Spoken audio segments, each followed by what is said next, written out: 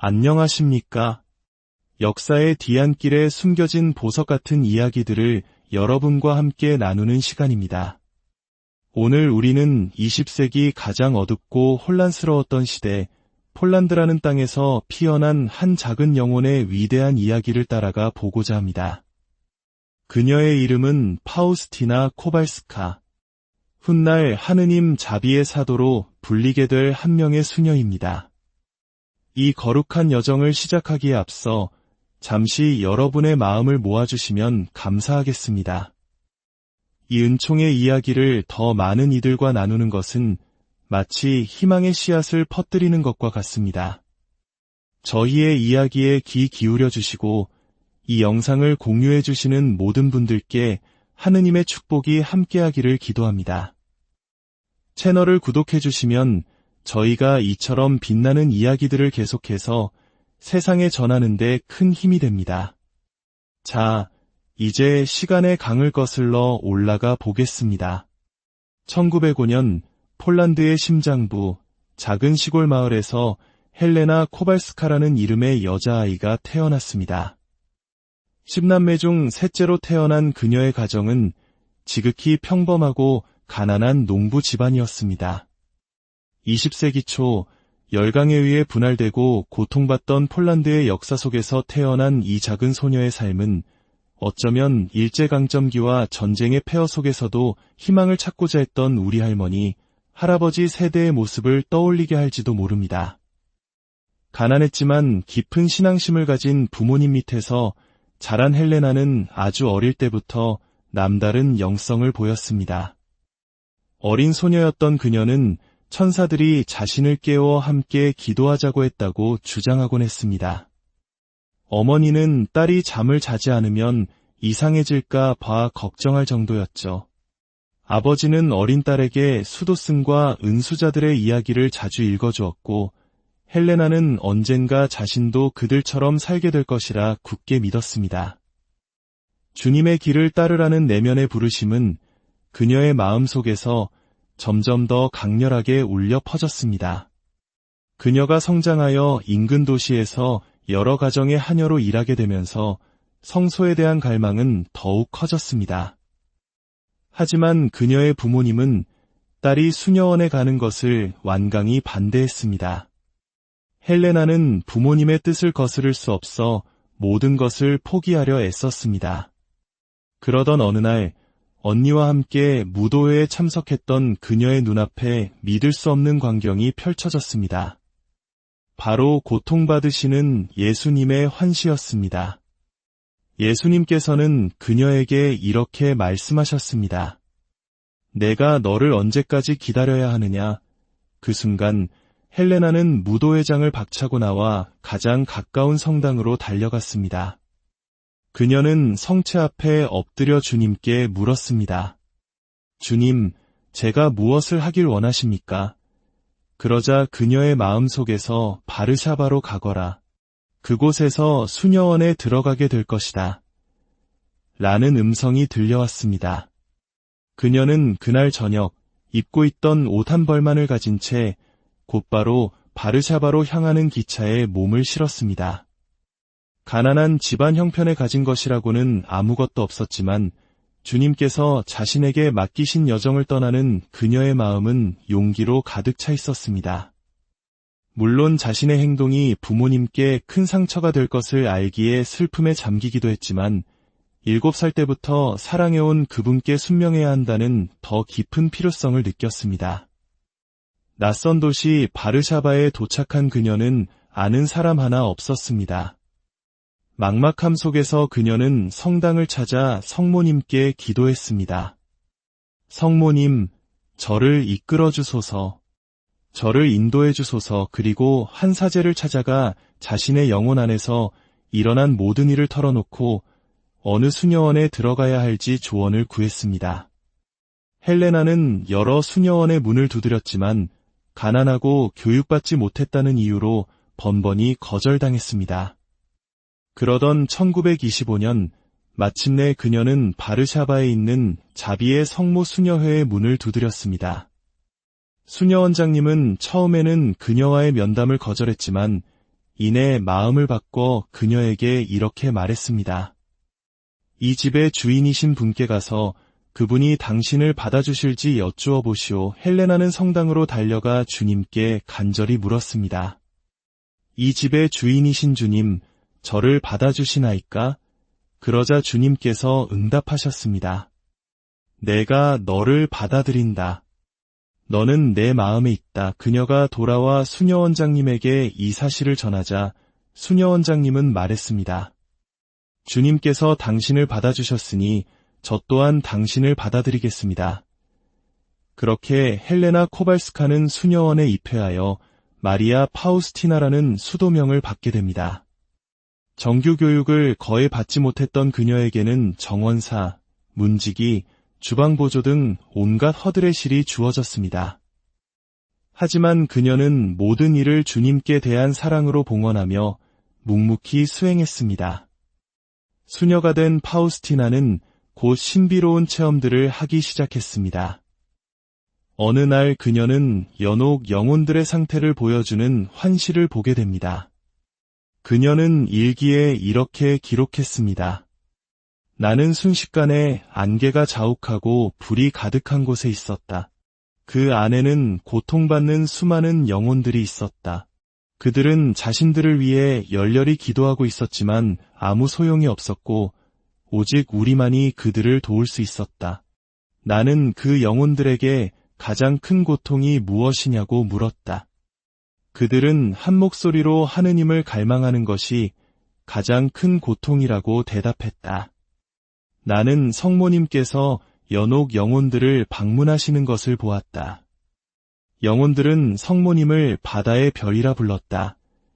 이 체험 이후 파우스티나 수녀는 연옥 영혼들을 위해 더욱 간절히 기도하게 되었습니다. 그녀의 영적 여정에서 가장 중요한 사건은 1931년 2월 22일 저녁에 일어났습니다. 그녀가 자신의 방에 있을 때 예수님께서 발현하셨습니다. 예수님께서는 한 손으로 당신의 심장을 가리키고 계셨고 그 심장에서부터 붉은 빛과 창백한 빛, 두 줄기의 빛이 뿜어져 나오고 있었습니다. 그리고 이렇게 말씀하셨습니다. 내가 본 모습대로 나의 상을 그려라. 그리고 그 밑에 예수님, 저는 당신께 의탁합니다라고 서명하여라. 나는 이 상을 공경하는 영혼은 멸망하지 않을 것이라고 약속한다. 또한 이 세상에서 특히 죽을 때에 원수들을 물리치는 승리를 약속한다. 나 자신이 내 영광으로서 그 영혼을 지켜줄 것이다. 이 환시는 파우스티나 수녀에게 주어진 사명의 시작이었습니다. 그러나 이 사명을 이루는 길은 결코 순탄치 않았습니다.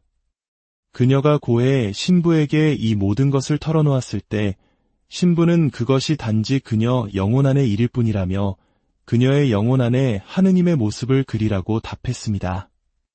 그녀의 말을 온전히 이해해주는 사람은 아무도 없었습니다. 하지만 주님의 뜻은 확고했습니다.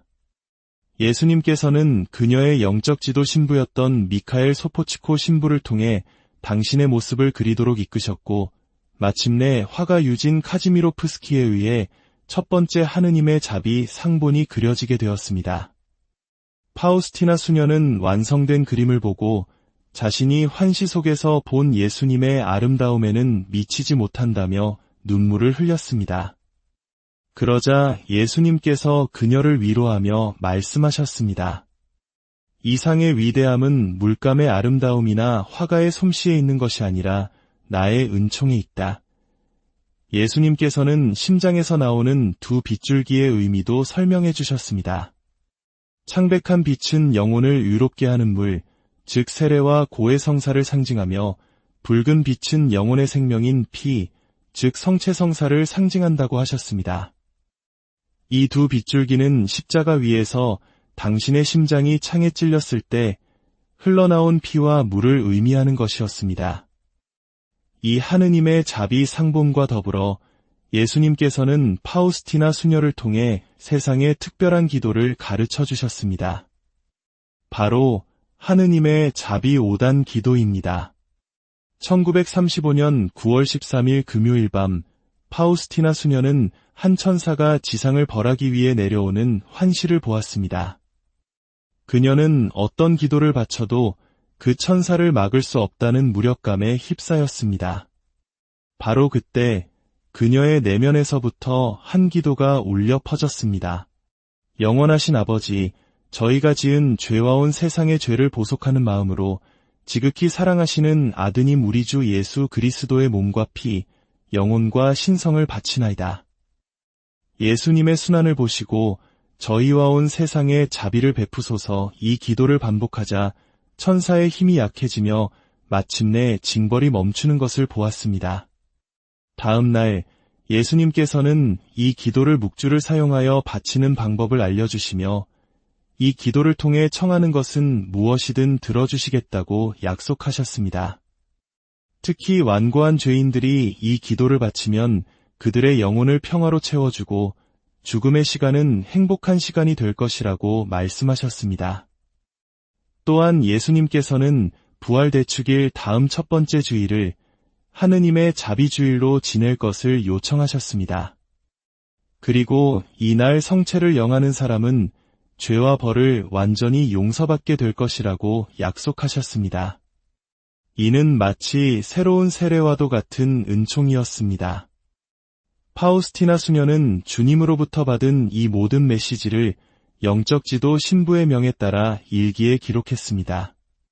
그녀는 정규 교육을 거의 받지 못해 글쓰기가 서툴렀지만 그녀의 일기에는 심오한 신학적 통찰과 하느님과의 깊은 사랑의 대화가 가득 담겨 있습니다.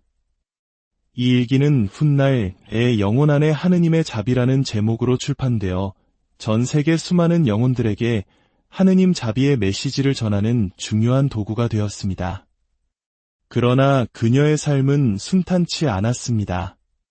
동료 수녀들은 그녀가 환시를 꾸며낸다고 비난했고 악마는 끊임없이 그녀를 유혹하고 괴롭혔습니다.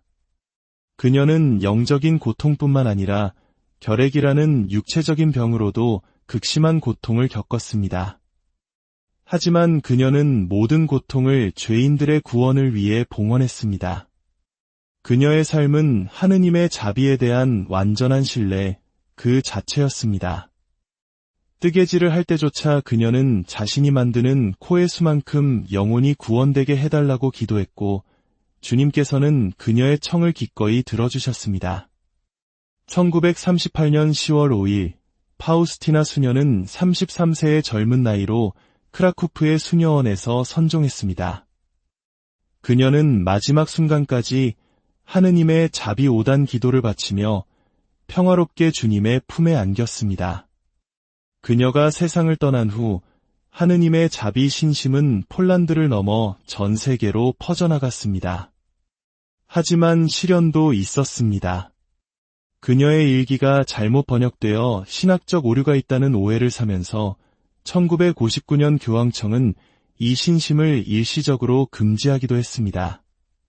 파우스티나 수녀 자신이 일기에서 예언했던 것처럼 그녀가 일생을 바쳐 이룩한 모든 것이 완전히 무너지는 것처럼 보이는 시간이었습니다. 하지만 하느님의 계획은 오묘했습니다.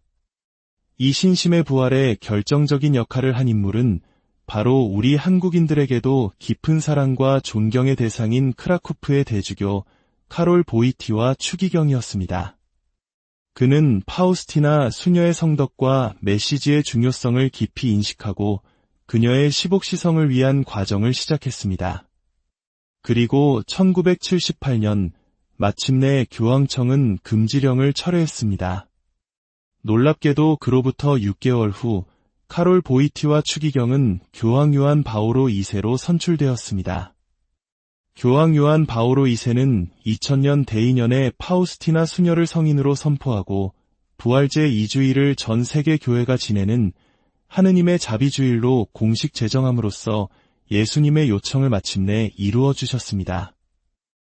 파우스티나 성녀의 전구를 통해 수많은 기적이 일어났습니다. 그 중에서도 1981년 림프 부종이라는 불치병으로 다리를 절단해야 할 위기에 처했던 미국인 여성몰인 다이건의 치유는 성녀의 시복을 위한 공식 기적으로 인정되었습니다. 그녀는 파우스티나 성녀의 무덤 앞에서 기도하던 중 모든 고통이 사라지고 부귀가 가라앉는 기적을 체험했습니다. 오늘날 파우스티나 성녀가 전한 하느님 자비의 메시지는 절망과 분열로 가득 찬 이 시대에 더욱 절실한 희망의 빛이 되고 있습니다. 예수님께서는 우리에게 단지 기도만을 요청하신 것이 아닙니다. 그분은 우리에게 자비의 행동을 요구하셨습니다. 가장 굳은 믿음이라도 행동이 없으면 아무 소용이 없다고 말씀하시며 우리가 이웃에게 언제 어디서나 자비를 보여주어야 한다고 강조하셨습니다. 파우스티나 성녀는 일기에 이렇게 썼습니다. 나는 나의 사명이 죽음으로 끝나지 않고 오히려 죽음과 함께 시작될 것임을 느낀다.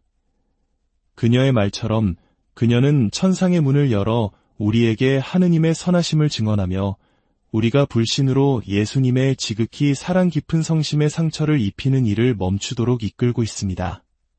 하느님은 사랑이시며 자비이십니다. 이 단순하지만 심오한 진리를 온 삶으로 증거한 파우스티나 성녀의 이야기를 통해 우리 각자의 삶 속에서 하느님의 무한한 자비를 체험하고 그 자비를 이웃에게 전하는 자비의 사도가 되기를 희망합니다.